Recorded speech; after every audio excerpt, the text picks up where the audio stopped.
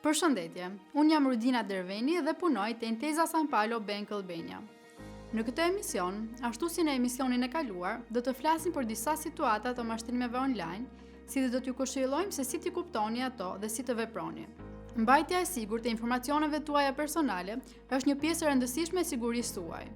Nëse ju do të jeni të azhurnuar me rreziqet e përditshme, atëherë kjo do të zvoglonte shanset e rënies pre e mashtrimeve në internet. Mashtrimet në internet po evolojnë vazhdimisht dhe të dish më shumë rreth tyre ndihmon në njohjen dhe në parandalimin e këtyre rasteve.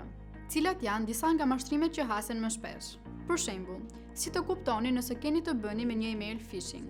Një mashtrues dërgon emaile shumë të ngjashme me ato të bankës në grafik dhe përmbajtje, dhe këto emaile zakonisht përmbajnë linqe që të drejtojnë në një faqe interneti të rreme të ngjashme me të bankës, në të cilën ju kërkojnë të vendosni informacione personale dhe financiare. Si mund t'i dalloni dhe të mbrojeni nga ky sulm? Po ju japim disa këshilla. Jeni veçanërisht vigjilent nëse një email që mund të duket sikur ju vjen nga banka juaj, ju kërkon informacione sensitive. Për shembull, fjalkalimi i llogarisë tuaj në internet banking. Shikoni me kujdes adresën e emailit, krahasoni adresën dërguese me atë të korrespondencave të mëparshme që keni patur me bankën tuaj, kontrolloni me kujdes për gabime gramatikore dhe ortografike. Mos u përgjigjeni ndaj një emaili të dyshimt, por dërgojeni atë në bankën tuaj duke shkruar vetë adresën e saktë të emailit të bankës. Mos klikoni mbi link dhe mos shkarkoni dokumente që mund të jenë bashkangjitur, por shkruani vetë adresën elektronike në shfletues. Nëse keni dyshime, referoju një faqe zyrtare të bankës suaj ose bëni një telefonat qendrës së kontaktit në bankë.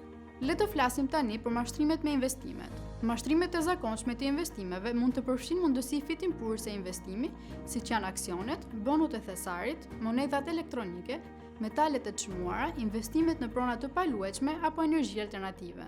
Si mund ta kuptoni që keni të bëni me një rast të mashtrimit me investime? Së pari, ju premtojnë fitime të mëdha dhe të shpejta, dhe që investimi është i sigurt. Mund të ndodhë që të merrni telefonata të papritura në mënyrë të përsëritur. Oferta që mund t'ju bëhet ju paraqitet si e vlefshme vetëm për një periudhë të shkurtër kohore. Mund të ketë raste që oferta ju bëhet vetëm juve dhe ju kërkohet të mos e ndani me të tjerë. Çfarë mund të bëni nëse dyshoni se keni të bëni me një rast të tillë mashtrimi? Gjithmonë kërkoni këshilla financiare përpara se të jepni para ose përpara se të vendosni të bëni një investim.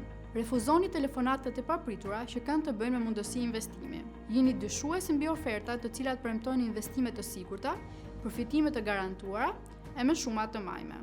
Nëse jeni mashtruar një herë, mashtruesit me shumë mundësi do t'ju shënjestrojnë sërish ose mund të ndodhë që edhe t'u shesin të dhënat tuaja të tjerëve. Mos harroni, kontaktoni me policinë e shtetit. Faleminderit për vëmendjen tuaj. Shihemi në edicionin e ardhshëm. Bashkë mirupafshim. Për të parë të gjitha emisionet më parshme, kliko këtu.